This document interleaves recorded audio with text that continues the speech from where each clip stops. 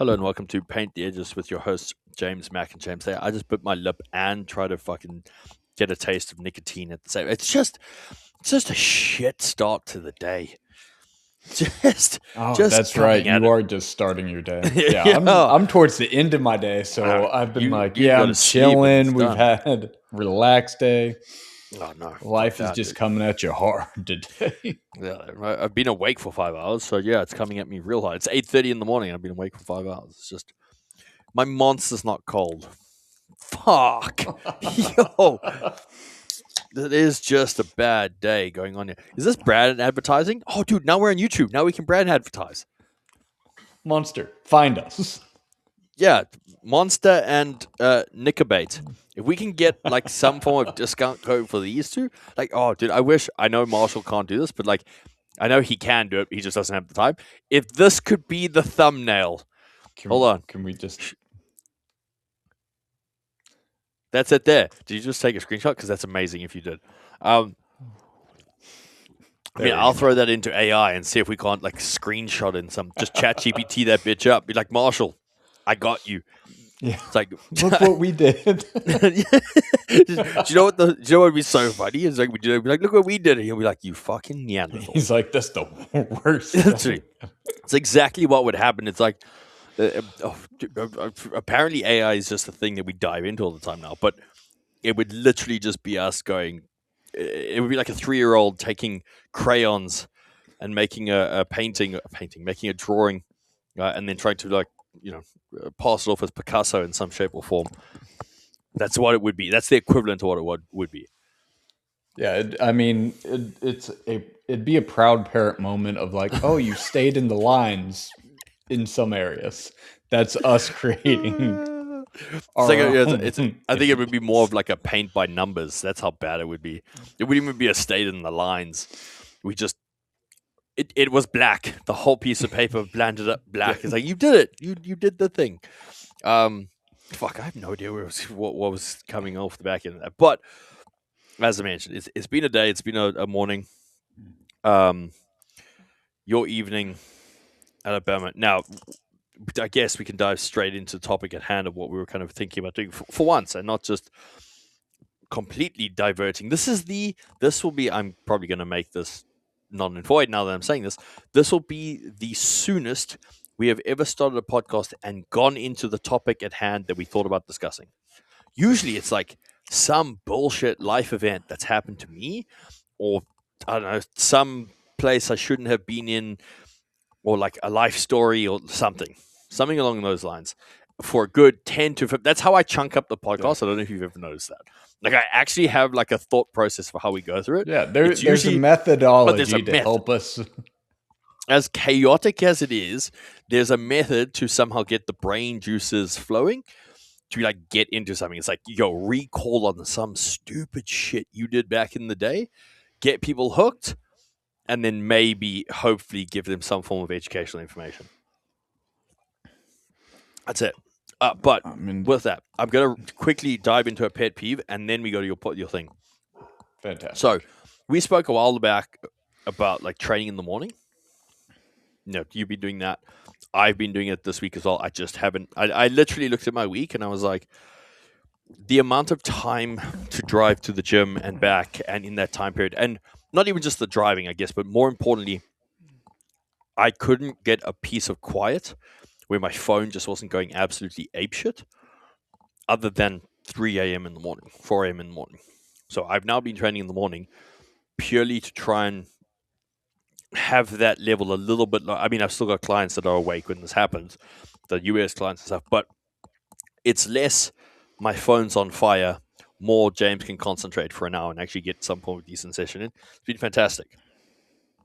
And I feel like a lot of people who are training at that time or in the gym as me, to a similar degree, this seems to be the consensus, except for, if you're going to the gym in the morning, and I guess it's like every time, but if you're going to the gym in the morning and you're doing it to not have people talk to you on your phone, don't fucking sit there on your phone. Don't be on your phone. It's kind of like I sat there and I was just like, I sat there thinking, what would be the logical reason for you being at the gym at 3 or 4 a.m. in the morning? And I came up with a few, and one was like, like tradies coming off shifts, like that's how their shift structure works. They're training before they go back to bed. Like, cool, that would work. Makes sense. Two, you're getting in before the next shift in terms of like going into your day shift. Cool. People like me who just need a sense of quiet and like don't want their phone going crazy. I'm well aware do not disturb works. I'm well aware that it exists. I don't have the luxury of using that in these time periods when in the middle of the day. I don't have the luxury. But if you're going to sit there and you're going to just sit on your phone and scroll Instagram and TikTok, not do something like if you're sitting there and you're texting people, I'm not going to condone it, but it's a little bit better than you watching some stupid shit on TikTok. But also, what kind of psychopaths are you friends with that you're at the gym at 3 or 4 in the morning just actively texting people? Yeah, well, yeah. I mean, that's a whole nother conversation. But yes, I had to get that one off my chest. Yeah, I mean, I think that's a good general rule is just be mindful to be able to, be time efficient and work through that. Hopefully, that 3, 4, 5 a.m. training isn't as busy, but it counteracts the whole point of being in the gym that early. If now somebody takes double the time on the machine because they're just doom scrolling. The funniest thing is that the certain individuals that I watch do this, I know them. I know them in the industry, and I know them in certain elements, and they sat there doom scrolling. And this is the other thing that this is why it's so much of a pet peeve. They're the same ones who are like, grinding so hard, like, work big hour days, all this. And I'm just sitting there like, you're not working hard enough, or you probably aren't working hard enough because you're sitting here scrolling on your phone. So one, you're probably not training hard enough, or as hard as you supposedly think you are, and preach you are. Firstly, and I watch how you train. I fucking see everything. Two, you clearly aren't that busy in the day.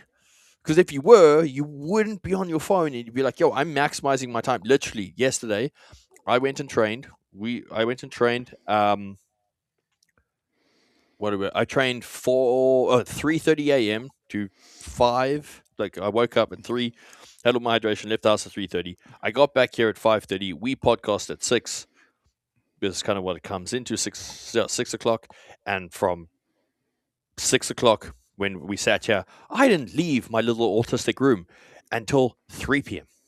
I didn't leave. Like, remember, I've got the fridge here for a reason now. Now I just literally grab a Monster and anything other than that, and I continue. And that's it. I stayed in my little room.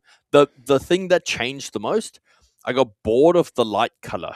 So I changed the colors at a certain time because I've got the cool lights that I can change color. So, like, I don't know, I got 3 hours in and I was like, I need some different stimulation. So I turned the light color to blue. Like, that was my day. That was what, and it actually worked effectively. It was amazing to just play with the brain stimulation that way. But as I'm kind of getting at, and I'm not saying this to be a dick in any shape or form, but I am.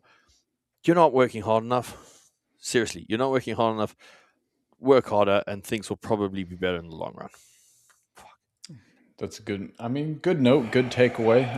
It's funny because you bringing this up. I was telling Gina the other morning that we trained.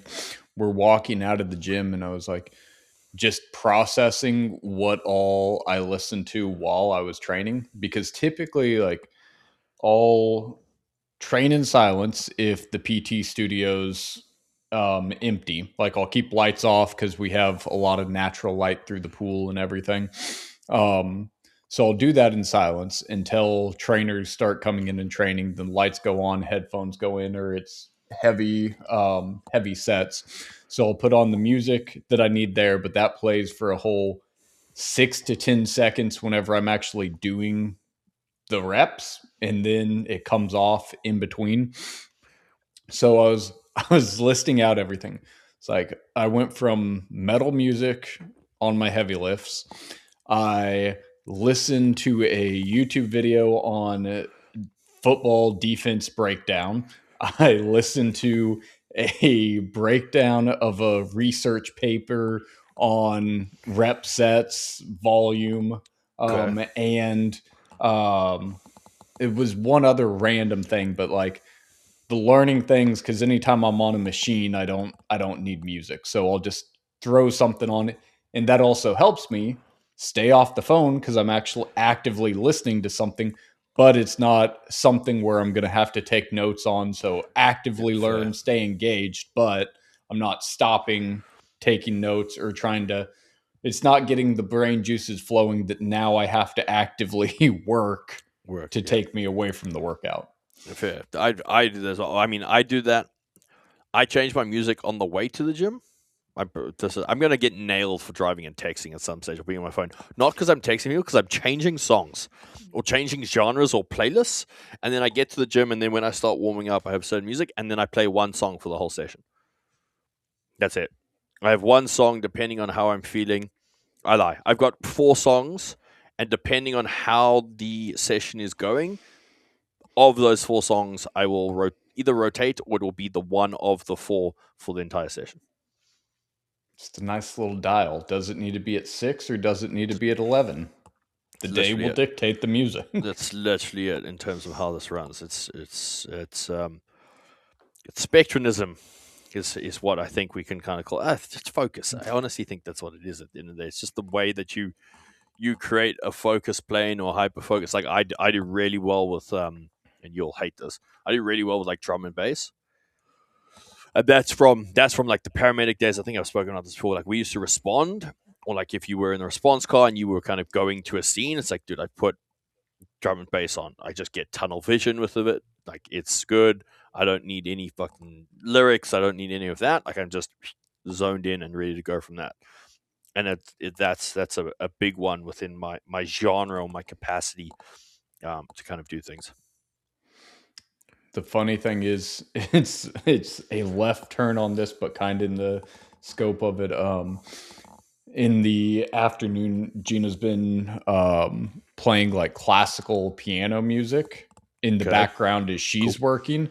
Yep, And so it chills the dogs out. Both of them will just like sick. asleep whenever I'm coming during lunch and the music playing. They're just both on the couch, chilled out, sleeping. out out cold. It's like you Yeah. found that. I mean, dude, for them, that's pretty impressive. Usually they'll be all over the place. That's pretty cool. Definitely. I tried the whole classical music at a stage, I think, and I just that was back in the day of coming up in high school and stuff. We're like, oh, classical does good for cognition, and no, just fuck all. Not not my brain. Not how I work in any shape or form. With that, moving to music. I'm segueing in some shape or form. We want to we want to I'm talk about excited to see this what? Yeah, segue. yeah. We want to talk about gymnastics. Gymnastics was the Yeah, play. You're the gymnastics coach thing, not. far I from don't it. know. I don't But even know what to call you. but so I did have an experience here in Alabama. So moved here in January. So pretty much everything is new. Everything in the state, everything with the university. Been trying to create that exposure, take advantage of opportunities.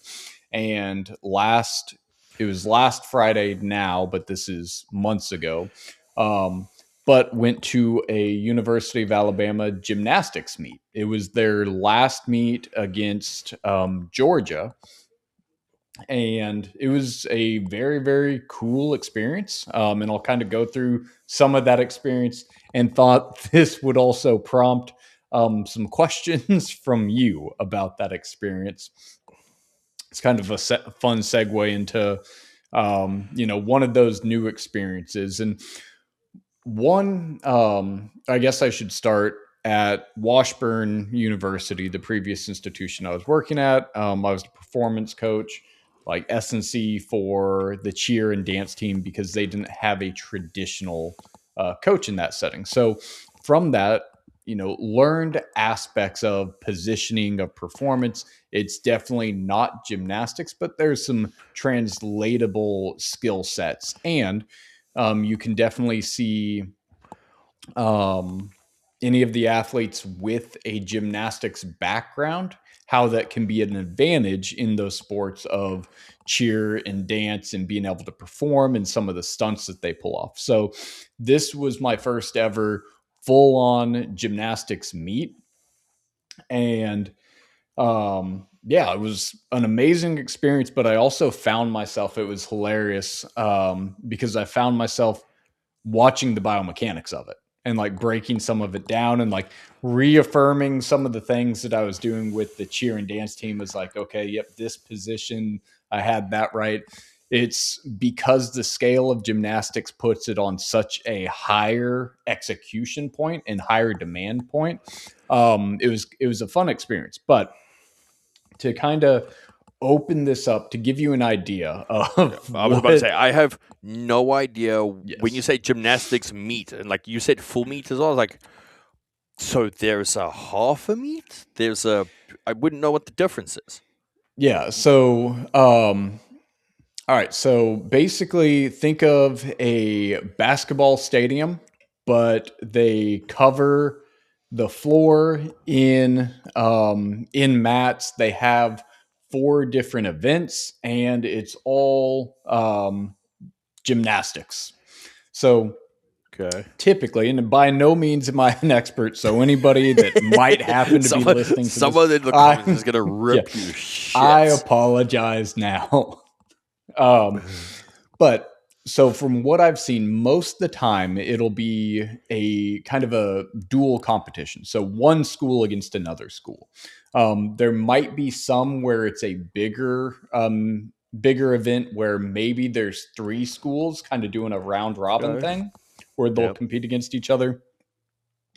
Or like this weekend is the conference championships of all the university conferences. So in that one, it's going to be in a like larger stadium.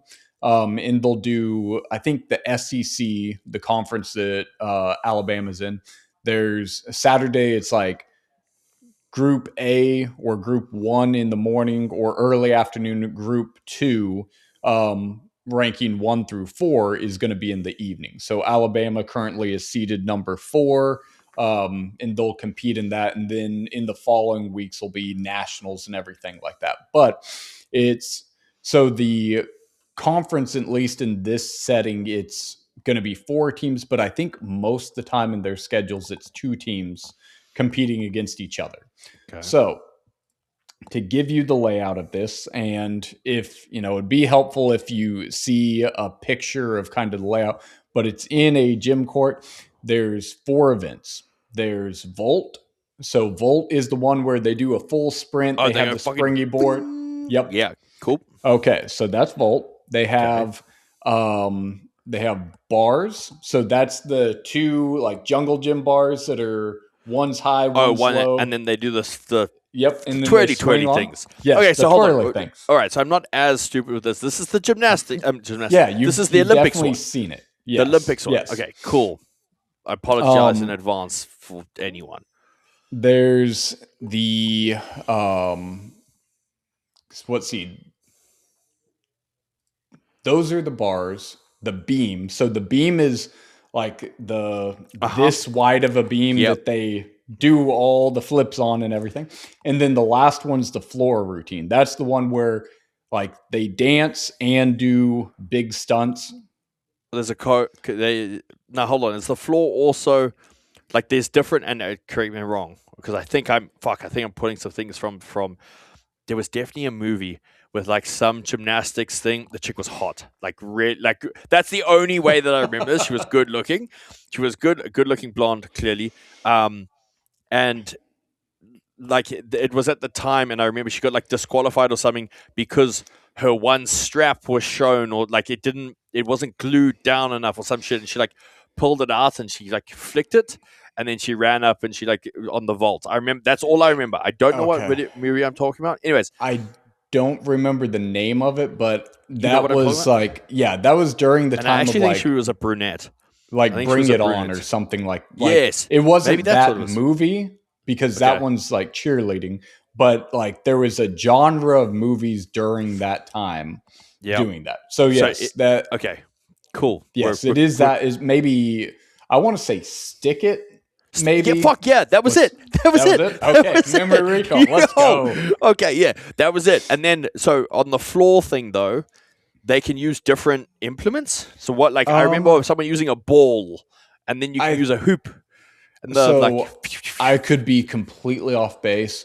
At this meet, there were no implements, cool. but I think maybe in the Olympics, or there is like a subset that specifically like has a ribbon or a ball or like some implement, or maybe it can be worked into the routine. It's just not at this meet, anyways.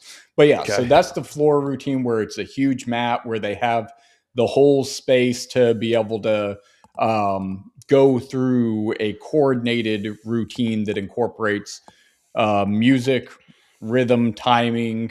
There's like choreographed dancing that leads into big stunts like flips and all of that. Okay. Okay, so Nothing me and you would ever in our life be able to achieve. never. No, Nope. noted. Maybe some somersaults. Maybe we could do like the roly poly Oh, dude, I'll somersaults. hurt my neck. I can immediately see me coming out of that with like something wrong, very, very wrong. Okay, sorry. Continue. Yep. Yeah. So that'd be definitely nothing that we would be any close to doing anything. So that's the first thing with it is like, yeah, I'll get in a little bit to some of the demonstration of athleticism, but just to give you context of how it works. So there's these 4 events.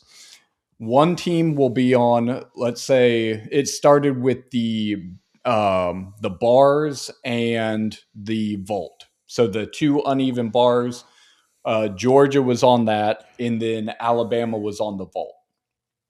And so they'll go back and forth where each lineup per event has like 6 girls. In this, it's girls. In some other meets, like it is co-ed. But so there'll be 6 in the lineup, and I think they take the 5 highest scores from each team. So basically, one of the Alabama girls will go do the vault, get scored on it. Okay. Then Georgia will do the bars, and they go back and forth through their lineup till their whole lineup is done. Then they'll switch events, go again. Then once both have completed it, they'll switch over to the other 2 events of like the beam and the floor in this case. And each time they go to a different event, they can change their lineup. So it doesn't have to be like 6 people have to go through the whole meet. They'll kind of change it in context of what they need, or who maybe has performed better in certain events. We'll go into that individual lineup. Now, does and you might not know the answer. So essentially, it's like a team or a squad that could be of 15 people, and then does everyone have to compete in every event, or can you have like specialists? Yeah, I don't think everybody has to, or I know not everybody has to compete in every event. I think it is that specialist where here's our 6 best in this event, here's Yeah. our 6 best in this event, this event, this event. Most of the time, you'll see quite a bit of crossover where somebody's good at multiple events, or those skills translate, or they're ranked on 3 out of the 4 events. So they do 3 of those events and don't do the 4th one. Okay. So yeah, I think that's kind of how they'll set their lineups, but not everybody has to do every single event. And as you said, it's going to be 6 per event from a team, but the team is probably, 15, 16-ish, maybe a little more, a little less, that Okay. is there available that can compete. Okay. So there's and like kind of what you're saying. Not everyone has to do it though. Is that correct? Yeah, not everybody has to do every single one. And then I'm assuming that they take like the top 5 or top 3 scores or top 1 score from every event, and then it becomes a team versus team thing. Yeah, yeah. So they'll take the top 5 in each event. And I think in the Olympics, it's the top 3, maybe, but they'll take top 5 out of 6 and add those together. So at the end of it, you'll have a grand total. And that's what determines if this team won, lost, or tied. like looking at it. Okay. So Bama actually lost this meet, but because they, um, as an overall team for the season, they ranked higher. They didn't lose their number 4 seed, but it gets up where the highest you can score is a 10. The lowest is probably a 0 if you scratch, but most of the time it's going to be like a 9 point Okay. something, Okay. because it can go up to Okay. like 9.75, or if what we saw, at least, and again, very high level number 4 and number 6 teams in the nation. So the lowest we might have ever seen was like a 8.5, would be like a really bad routine, or somebody fell off the beam, or was out of sync with their music, didn't have a good finish. So a lot of them are going to be around that lower 9 ranking. But to give you context of how that score builds up, um, Alabama had a 197.425 as their final score. Georgia had a 197.525. So, it was that small of a margin Okay. of Georgia Of winning. yeah. Okay. All right. So there's something. All right. So now let's dive into, I think, the more important thing, I guess. Um, what did you notice when you were kind of referring to things? You mentioned something there. Yeah, looking through. So something that I was really paying attention to was one, the athleticism. Thinking about from the S&C side of it, or just a performance coach, like what are the qualities that are needed to facilitate and translate into the sport. Mhm. It'd be insane trying to think about how to program long term of it, because first off, thinking about the positions, and this is something I thought about with dance and cheer whenever I was doing it, and kind of reaffirmed it um, in watching this meet, is it's a performance based event. And by that, what I mean is you're getting judged on somebody watching you, how you perform. So it's a bit more Subjective. subjective in what Okay. the score is going to be. So Yep. part of that, there's a presentation aspect to this, and you'll know this from your physique competitors.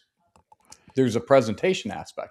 So how a lot of them start, how a lot of them finish is very big, wide. It's this big sternum up. It's anterior tilt dumped. So we're here, whenever we're finishing events, or whenever we're finishing stunts. So that's one thing that kind of got reaffirmed, that I introduced, or really, really um, coordinated in my programming with cheer and dance, is presenting positions that they don't just fall into this end range, that they utilize at the end of their execution, because they can go through these extreme movements and land it and then finish here. So it almost becomes automatic to lift into this less favorable position of a more anterior tilted, more of a extended lumbar spine, kind of presenting more of a extended thoracic spine, and teaching that core bracing, stacking the rib cage over the pelvis to help curate a favorable position in preparation to how they present or finish, or at the very least, a coach thinking about, this is a position they're going to find themselves in, that finishing position. Is that a position that they can control not going in? Or whenever they're trying to produce force, is that the natural reflexive position? So that was one aspect of it. So hold on. I Yeah. want to dive into that. Now, with your thinking of that, do you immediately think of, we need to get stronger in these positions and be able to produce and produce and resist force? That's the word I was looking for. Or Yeah. what was So your initial thoughts there? Yeah, so the ability to resist the position that we're going to have to call upon is the initial thought. And it can be something as simple as Like, let me get them in a goblet squat and see if we can just work Okay. in that position of holding it. Also, with that, like I liked for my group, I liked the dumbbell goblet squats to reinforce that position, but also to help build up shoulder strength to translate for some of these stunts, being able to hold Fair. that up, being able to kind of reinforce that. So that's one of the basic ones that, looking at it, that from seeing cheer and dances practices, now seeing the upper echelon of how this is performed, definitely is the starting point. Something like that is going to challenge the resistance, and basically looking at, is this going to break down in a more simplified context in movement than the more complex, more powerful movement that's going to be the stunt, because they're going to do way more of the stunting in practices. They're going to get a lot more of that stimulus than what we're getting in the gym. So I need to see, is this something that, one, we need to address because it's limited, because it's breaking down, or is this something that I can utilize and build upon, and and have some longevity in, like, being able to strengthen it long term, being able to progress the pattern to something more challenging. But in that, seeing, okay, is it an issue or is it a tool? So the we generally talk about like sports specific, and in relation to sports specific training and in the gym, our philosophy is not necessarily replicating the sport or the position, but more so the opposite of the position, to give them a variety and a resilience within the opposite and back into their expressional position. Does this deviate from that as much as you were thinking, or do you think it starts with a deviation into an implementation of exactly what we kind of just spoke about, or what where they would move forward? I would think that'd be the exact methodology of, or the thought process, at least I would take, because especially in this setting, again, number 4 nationally ranked team, number 6 nationally ranked team, the skill set at that point in a college athlete is not the limiting factor.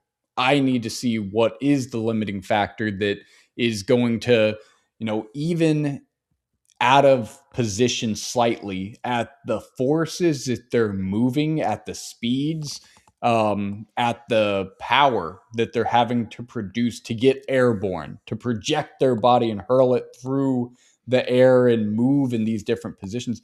Even a slight breakdown or being off slightly is going to put them in a different position, and it can be a limiting factor to an appropriate or a good execution, I'll say, because ultimately it comes down to the score. To the movie that you brought up, can you stick it? If Okay. if you hit it and you bounce out or you fall out of position, you're going to lose points on that. So that the ability, as you were saying, looking at or understanding, I guess, one of the demands of the sports is, I'm not a sports specific coach. My job's not to get them better at being able to do a back handspring. I So can't do a back handspring. I should no, teach no one how to how do to do that. that? But here's a what's the right word? Here's a thought that I had that I think is incredibly powerful in what we are referring to. You have to have someone like yourself in a team setting who has no idea what the sport is about. In the no, that maybe is being kind of spoken the wrong way. You've got to have someone who is an outsider of the sport, and we see this in people who can obviously critically think. That's the key. That's the key foundational thing. You got to have someone who can critically think from this, but someone who not necessarily is in the sport, because what we tend to find, and I think this is, we've seen this in like NFL, we see this all that, where there's the replication of the position of the sport and not the strength and conditioning side, which is not the sport. It's the opposite of. It's exactly, and that's where I think like you bring this lens to the team, to the performance side of it. Of I, it's not that I have no idea of gymnastics. I don't. I wouldn't have a fucking clue. But I think we actually spoke about this in the when you kind of took on the position at Washburn at Washburn back in the day of what did you do to ready yourself for the programming, for the understanding. You went and watched them and what they did.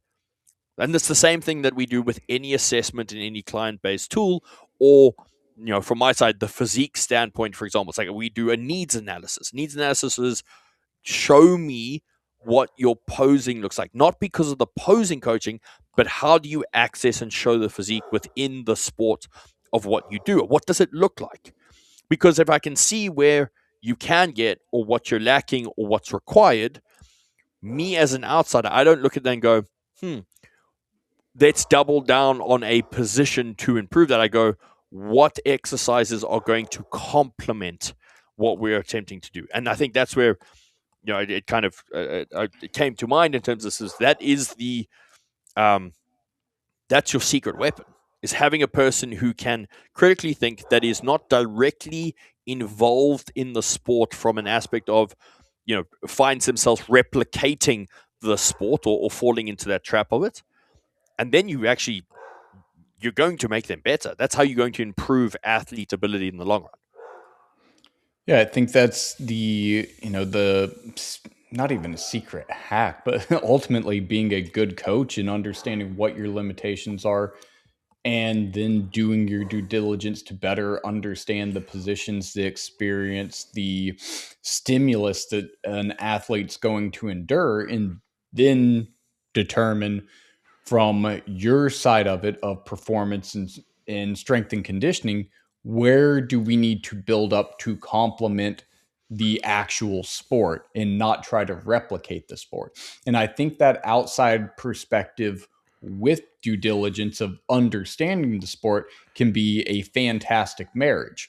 By the same note, somebody too close to it, they could see a position and it's like, oh, this looks exactly like this position. We should be doing that because it's the same thing, without having that perspective of, we don't want to double down. We don't want the same thing because they're experiencing a ton of that in practice and preparation and in game day. Whereas on the other side, somebody that doesn't know anything about a sport and doesn't do due diligence to kind of understand it, they're going to miss a lot of opportunities that might be created in better understanding and seeing the demand, the biomechanics, the again, demand that's going to go into the sport. That's the biggest thing I found from watching the practices. And the other thing that came with it, definitely a couple other biomechanics to things that I saw to consider that we can speak to, but thinking about the stimulus and the recovery for that sport, instantly, I watched 2 hours of this meet and just thought about the nightmare in trying to put together a recovery program that is managing the impact that these girls were taking, and thinking about, okay, the durability, because the big things are going to be back issues, Ankles, ankles, wrists, feet, knees, hips. I mean, pretty much their body, everything. their But body. yeah, the big point of every single one of those events that I described is, it's the landing at the end. Every single time we're going to do a hard land, it hopefully not super hard, that we can kind of soften it, but you have to like stick the position.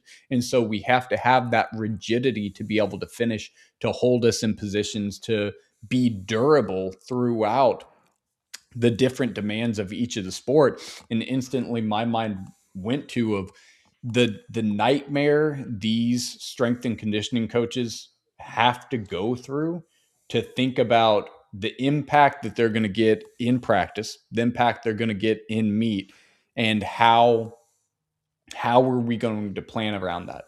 How are we going to be reactive to this situation? Because it is going to be a very reactive sport, because by and large, you're dealing with, for this in particular, let's say females from 4'11" to a very, very tall girl would be 5'8", 5'9". So 411. yeah, so you have these humans that are flying through there that have to be strong, they have to be fast, they have to be durable. The other huge thing that, again, there's going to be quite a bit that is developed in by to get to this level, but the amount of upper body strength needed to be able to perform like the bars, for Bars. example, those two Fuck. uneven ones, just do on, because those aren't stiff rigid bars, they're twirling their bodies around. So the amount of people going in and like just doing a full rigid handstand at the top of the bar to then be able to change that position, or being able to hold it, being able to slow the momentum in preparation for some of the movements, that was a huge thing. Thinking about um, training females, is just the absolute demand of building upper body strength to be able to perform for this sport would be non-negotiable. It. I mean, your for quote unquote your typical ratios of upper to lower body just strength capacity of male to female here are going to get thrown out the window completely. Completely into. I mean, let's be honest. Most of those gymnasts are inherently going to be able to, do any form of pull up or something like that straight off the bat, which puts them into top 10% of females anyways. It's kind of what I can't remember off the top of my head, but I'd say in the top 10% of being able to do multiple body weight pull-ups in some shape or form. Like that should give you an indication of the requirements straight off the bat. Just from that standpoint of thing.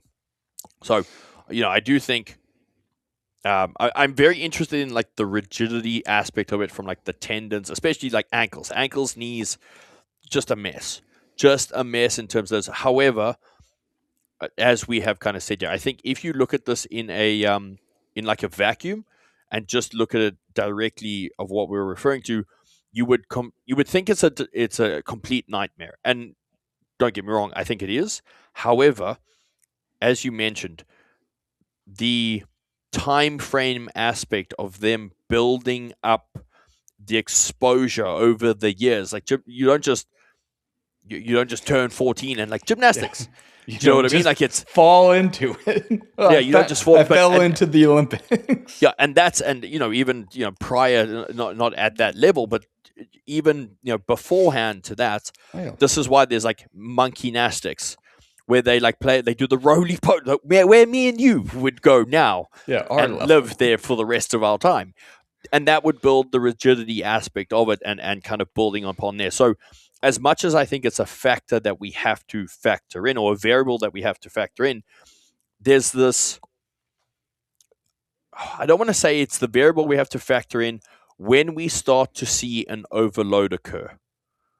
I think that's where, and correct me if I'm wrong, or if you don't think or don't agree with that, but I feel like there's this, I don't want to say natural instinct or natural ability for the body to adapt over time, but it's going to get to a point where applied force greater than tissue tolerance, too much floor work, too much ground foot contact, like those will be the things that I'm thinking more towards, of trying to create an understanding of how much exposure is occurring. And then I'd probably run the same kind of scenario that we do with with baseball, the 7-day average over the 28-day average.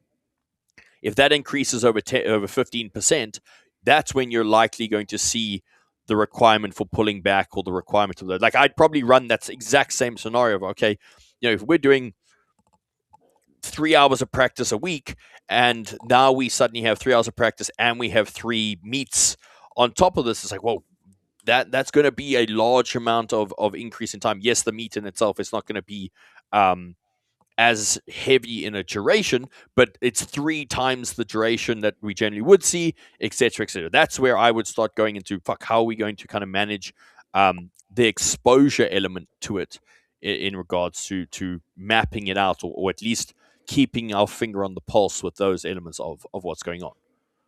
Yeah, I think that's absolutely what you would have to do is in the off season you set a baseline of what that looks like to better understand the demands of training in the week to kind of set your outline. And then um as you go in season, you're having to evaluate as the meets come into play how you're going to adjust and adapt based on those to um, help support their performance. Because with that, as you were saying, not only is the meet going to be it's condensed time in a larger block, larger intensity in performing, where yes, it's, you know, meet day, hey, maybe you're only doing a couple run throughs, whereas you might spend an hour at practice performing this over and over and over. But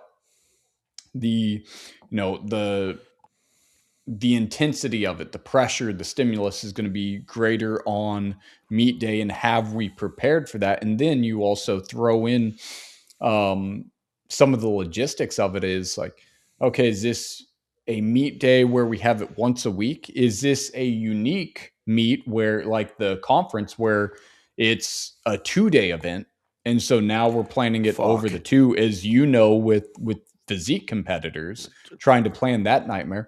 And on top of that, how college, because gymnastics is not universal, it's a lot smaller sport. Like, for example, in the SEC, I believe there's, I want to say, nine out of the 16 schools have gymnastics. So it's like in one conference, it's not even universal that every university has this sport. It's reduced in that. So what that creates is, okay, this week, yeah, we were home this week. Next week, we're in California. And so it's figuring out that of Okay. like, okay, travel time. We get to try to put that in. Yeah, we'll be out there 3 days before if we're lucky, to start getting used to this new environment and trying Fuck. to figure out how we're going. Yeah, exactly. That's where it starts compounding too, where I would imagine you absolutely have to have that baseline going into the season to be able to utilize the strategy that you were saying of what's the increase going to be in the time duration, and if we can get the number of attempts that we're going through, how to get some semblance to be able to evaluate and adapt to what the resiliency is going to be needed to make it through the season even. So I guess follow up question, and you may not know the answer to this. I'm assuming the floor is always the same, the matting that they put down, but the surface under the mat would be different, correct? In every area Um, to or it could it be a variable. Yeah, so it could be a variable. So the mat itself is going to be the same. It's probably the same material for everyone. Each I couldn't speak to each team, like each host site's quality. There's probably going to be some that have like newer, some that have older. But on top of that, I don't personally know, but I could only imagine that depending on what stadium or arena they're in, is under that mat that might be universal. Let's say that's the same. Is that wood floor because we're on a basketball court, or are we in an arena and this is That's what concrete? I'm suddenly thinking about. Yeah, Yeah. that it brings back the high rocks conversation of like, hey, like Exactly. if you're, and then I mean, off the back end, I'm assuming, what's the practice facility like? I'm assuming they practice most of the time on their normal mats on wood floors, not necessarily concrete. That I couldn't tell you. But again, I think But yeah, we're pulling out variables of like that shit you got to think about. And yeah, fair, we may I be mean completely overcomplicating this completely, I mean, but it'd be something though to me that like these are the things that make the difference in consideration, because what the in performance is that we're thinking about, and that is, can you land this movement? Not only does our timing, does our sequencing, does our rhythm leading up to it, but the impact and being able to hold position, stay in position, is that a minute detail that is now going to change because underneath this mat, it's went from concrete to wood? Yeah. Is it going to be bouncy? Is it going to have less give? And so for the athlete, it might be something as much as that is like, hey, remember, this is concrete. It's not going to have as much give. We're going to have to be a little bit more rigid, or we might have to be a little bit more loose. If it's wood, does it have a little bit more give, that there's going to be this small, minute kind of bounce to it that you typically don't have to train with. And that's definitely a factor to consider. And again, devil's in the details whenever the difference is a tenth of a point that makes the difference. Yep. If you win, if you lose, if you're a national champion, like those are the details that truly matter. And definitely going to this just gave me a big appreciation of those athletes and everything that kind of goes into the performance side of it, of them actually performing in the events, but also just that rabbit hole of, okay, what are even some of the considerations, like the floor? That isn't something that I had gotten, my brain had thought to yet, but that's another consideration of, this is something that I don't know as the coach, or if I was coaching him. So like, this is one where it's like, you don't have experience in the sport. I'm either now having to ask the athletes, or I need to go get my ass on the mats and just kind of walk around and feel it and test it. I don't need to do Go and bounce around a bit. Yeah. yeah. I need to see, okay, this has a little bit more. It's almost like, I think to a caddy in golf, like walking the course, it's going to be a little bit different how we plan out what the execution is going to be. It's all grass, it's all sand traps. You're trying to get the ball in the hole, but there's Well, going to be a difference in how something rolls, how something moves, the give and take of it, in the ability to execute. And the devil's in the details. Those small minute details really can create difference in the thoughtfulness of how you're approaching, how you're planning, how you're preparing athletes in some of those considerations. yeah, I think that walking the course is a great idea. It's the same as, like, I think of like Bob said, athletes. They go and they walk the ice. They walk the track, which is fucking, like, they can feel the difference and come through that. Like, if you've never been on the surface, or you've never been in a sport where surface changes things. I remember playing field hockey, and like the first time I ever got on an AstroTurf, like we just played grass. That was it, always.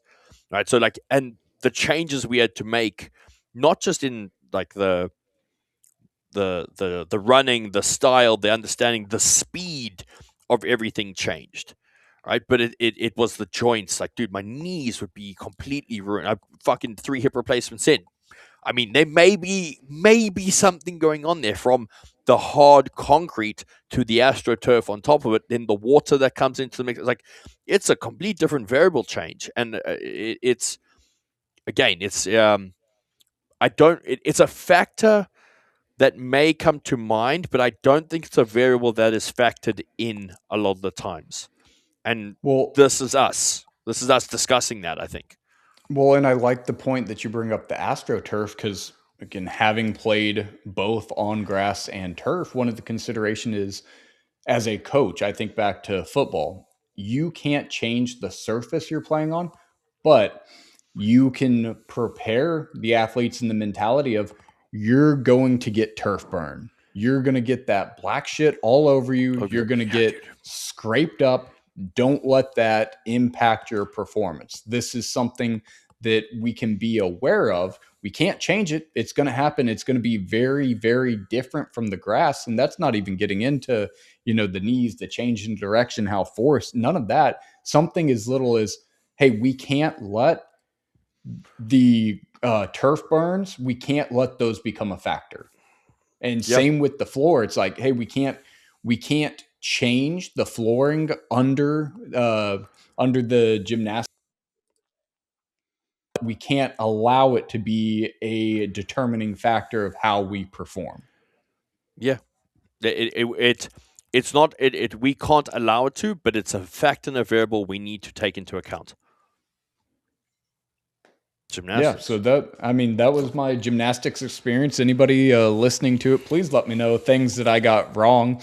But more so, if you get the opportunity, I highly recommend going and watching one of it, because as somebody in fitness that can appreciate athletic performance and biomechanics put on display, it is insane what you'll see some of those gymnasts do. Yeah, they're if you can appreciate athleticism, I think gymnastics is definitely one of those. Like again, like I as you kind of told me, I remembered, the Olympics, all those types of things. I know nothing about it, but it was always one of those sports within the Olympics that I was like, oh fuck, this is cool. Like Yeah, I'd watch it just for that element. mesmerized in the Mesmerized, experience. 100%. Someone will probably rip us to shreds in the comments. If you do that, you're a terrible human. But other than that, we'll talk to you next week.